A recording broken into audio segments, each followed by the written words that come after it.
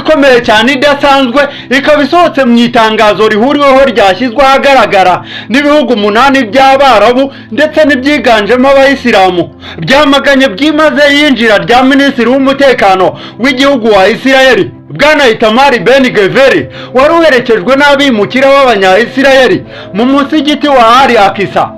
Abaminisitiri b'ububanyi n'amahanga ba Arabie Saoudite, Leta Zunze Ubumwe z'Abarabu, Jordani, Misiri, Katari, Turikiya, Pakistani na Indonesia basohoye itangazo rihuriweho bamagana icyo gikorwa cyafashwe nk'igikorwa cyica amategeko ya Isilamu, bavuga ko kinyuranije n'imiterere n'amategeko agenga umusigiti mutagatifu wa Al Aqsa. Iri tangazo ryasohotse ku mugoroba kuri uyu wa kane, rikaba rivuga ko iki gikorwa ari ukwica ku mugaragaro amateka n'amategeko agenga uwo musigiti mutagatifu, kandi ko gishobora gukomeza gukongeza umwuka mubi n'amakimbirane mu karere. Ibyo bihugu byashimangiye ibi bikurikira: icya mbere ni ukubaha uburenganzira bwa Jordani bwo kugenzura no kurinda ahantu hatagatifu h'Abayisilamu n'Abakristo i Yerusalemu. Icya kabiri ni ukwamagana igerageza iryo ari ryo ryose rigamije guhindura amateka n'amategeko agenga umusigiti wa Al Aqsa. Icya gatatu ni uguhagarika ibikorwa byose by'ubushotoranyi ndetse n'ibyemezo bifatwa ku ruhande rumwe bishobora guhungabanya umutekano n'ituze mu karere kose. Na icya kane ni ukubahiriza amategeko mpuzamahanga n'ibyemezo by'umuryango w'abibumbye Loni birebana na Yerusalemu.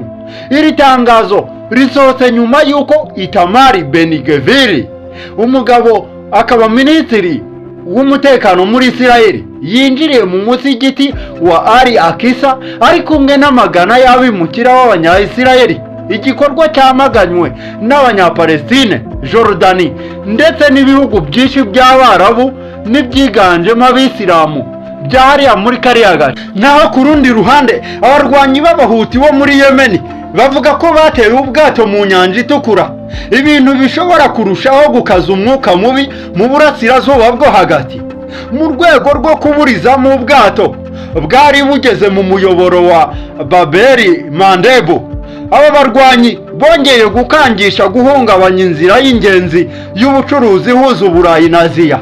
Ibi bibaye mu gihe intambara n'ibitero hagati ya Leta Zunze Ubumwe za Amerika n'igihugu cya Iran bikomeje gukaza umurego.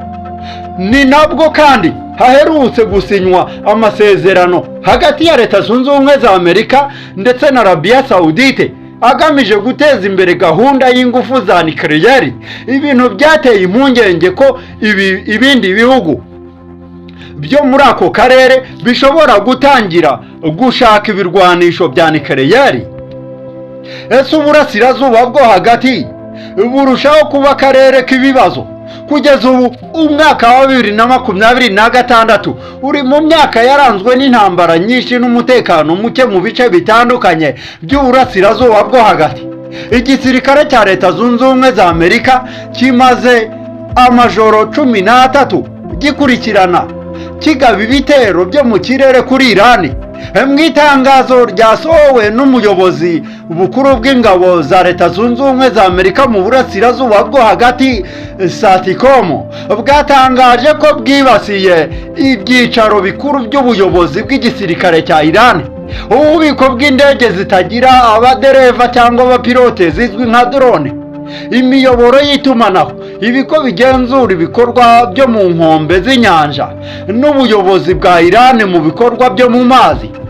SATCOM yavuze ko ibi bigamije kugabanya iterabwoba Iran ishobora guteza abasivile n'ubwato bukoresha umuyoboro wa Hormuz.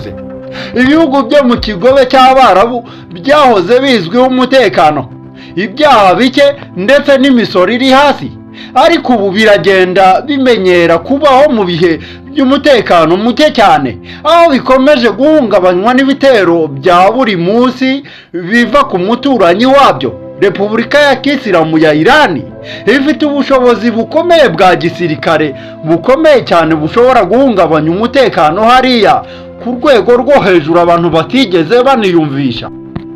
Ni mu gihe kandi tugarutse mu burasirazuba bwa Repubulika Iharanira Demokarasi ya Kongo, umuyobozi w'ihuriro AFC M23 Bwana Colonel Nangayo Beruo yavuze ko Joseph Kabila Kabange wayoboye Repubulika Iharanira Demokarasi ya Kongo kuva mu mwaka wa 2001 kugeza mu 2019 ari umuntu w'ingenzi ukwiye kwifashishwa mu gukemura ibibazo byugarije igihugu kubera ubunararibonye afite mu miyoborere n'amateka y'iki gihugu.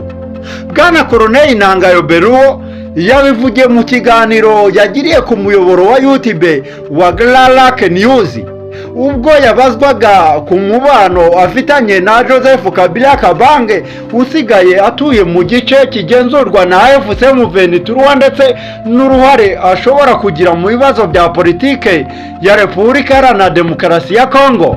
Yavuze ko mu bindi bihugu abahoze ari abakuru b'ibihugu bafatwa nk'abantu bagifite akamaro gakomeye cyane bakifashishwa mu kubaka igihugu aho kubashyira ku ruhande nyuma yo kuva ku butegetsi. Ati mu bindi bihugu kandi binakomeye cyane birimo na Leta Zunze Ubumwe za Amerika, uwahoze ari umukuru w'igihugu ni umutungo ukomeye cyane w'icyo gihugu.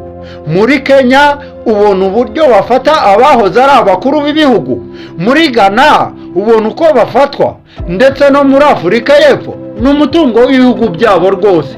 Colonel Nanga yavuze ko Repubulika Iharanira Demokarasi ya Kongo ifite ikibazo cyo kutabyaza umusaruro ubunararibonye bw'abayoboye igihugu mbere, kandi ko Joseph Kabila Kabange ari umwe mu bantu bafite amateka ashobora kugira uruhare mu gukemura ibibazo by'iki gihugu.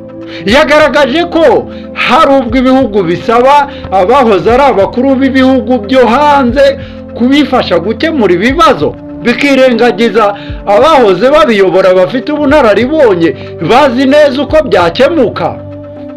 Ati ku bijyanye n'ubuhuza usanga ari abahoze ari abakuru b'ibihugu bazanwa kugira ngo bakemure ibibazo byacu, kandi nyamara bo batazi ibibazo mufite, ariko hari uwo mufite, none se mumukoresheje mwabiki? Ku mubano we na Joseph Kabila Kabange, Bwana Colonel Nanga yavuze ko uhagaze neza cyane, amugaragaza nk'umuntu wahoze ayoboye igihugu akwiye guhabwa icyubahiro gikomeye cyane kandi aranagikwiye. Ati dufitanye umubano mwiza cyane, umuyobozi wacu uwahoze ari umukuru w'igihugu, uwahoze ari perezida akwiye kubahwa cyane rwose. Colonel Nanga kandi yavuze ko Joseph Kabila Kabange agifite ijambo rikomeye cyane muri politiki ya Repubulika Iharanira Demokarasi ya Kongo. Ati ese aracyafite ijambo? Igisubizo ni yego rwose. Umunyapolitike yakomeje avuga ko kuba Joseph Kabila Kabange yarayoboye Repubulika Iharanira Demokarasi ya Kongo igihe kirekire cyane kigera ku myaka 18 yose bituma agira inshingano mu rugendo rw'igihugu. Agaragaza ko yifuza ko yagira uruhare mu bikorwa bigamije gukiza igihugu aho gufatwa nk'umuntu w'umunyabyaha. Kuri AFC M23 byigeze guhwihwiswa ko yatutumbyemo umwuka mubi. Colonel Nanga yavuze ko ku makimbirane ari hagati y'abarwanyi cyangwa abanyamuryango b'iri huriro, agaragaza ko M23 na AFC ari urwego rumwe rwose. Ati M23 cyangwa AFC ntabwo ari ibintu bibiri bitandukanye rwose, n'ababivuga gutyo baribeshya cyane.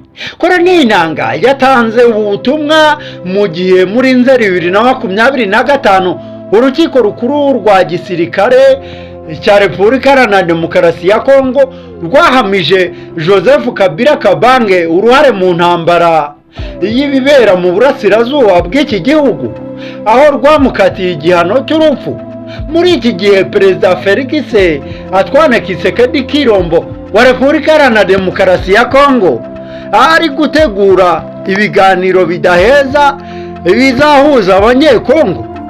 Bivugwa ko adashaka ko abahagarariye AFC M23 na Kabila babyitabira, kandi ahubwo ari nabo ngo bakwiye kubyitabira bakaba batanga ibisubizo ku bibazo Repubulika Iharanira Demokarasi ya Kongo ifite. Iyi nkuru yacu tuyisoreze hano mu Rwanda, aho urukiko rw'ibanze rwa Kicukiro rwategetse ko Iradukunda Olivier wamenyekanye cyane ku izina nka Yugi Umukaraza afungwa by'agateganyo iminsi igera kuri 30 nyuma yo gusanga hari impamvu zikomeye zituma akekwaho icyaha cyo gukora ibikorwa bifitanye isano no gukoresha ibiyobyabwenge cyangwa urusobe rw'imiti ikoreshwa nkabyo. Mu mwanzuro w'urubanza rwabereye mu muhezo, amakuru dukesha itangazamakuru akaba avuga ko urukiko rwavuze ko nta mpamvu zikomeye zituma Yugi Umukaraza akekwaho icyaha cyo gukoresha undi mibonano mpuzabitsina ku gahato. Nubwo urukiko rwabuze impamvu zikomeye kuri icyo cyaha, rwategetse ko akomeza gukurikiranwa afunze by'agateganyo mu gihe cy'iminsi 30 kubera icyaha cy'ibiyobyabwenge akekwaho. Yugi Umukaraza akaba yaratawe muri yombi ku itariki 23 Kamena 2026 akurikiranyweho icyaha cyo gusambanya ku gahato Shadibu wavugaga ko byabaye mu ijoro ryo kuwa 21 Kamena 2026 amufatiranye mu ntege nke yasinze. Nyuma yo gutabwa muri yombi kwa Yugi Umukaraza, urwego rw'igihugu rw'ubugenzacyaha RIB rwongeye ku byaha yarakurikiranyweho n'icyo gukora ibikorwa bifitanye isano n'ibiyobyabwenge.